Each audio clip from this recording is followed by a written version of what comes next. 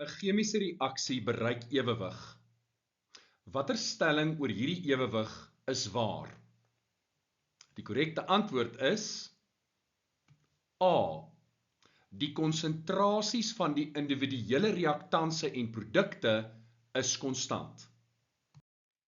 Hierdie is 'n grafiese voorstelling van die Haber-proses. Ons begin met 'n lae konsentrasie ammoniak en 'n hoë konsentrasie stikstof en waterstof. Nou na verloop van tyd sien ons hier by tyd X, daai stippellyn, hier bereik ons ewewig. En jy kan sien van hier af vorentoe reguit lyne en hierdie lyne is parallel aan mekaar. Met ander woorde, vanaf die punt van ewewig vorentoe bly die konsentrasies van die individuele reaktanse en produkte konstant. En dit stem ooreen met opsie A. Kom ons kyk gou na die verkeerde antwoorde. B. Die konsentrasies van die individuele reaktanse en produkte is dieselfde.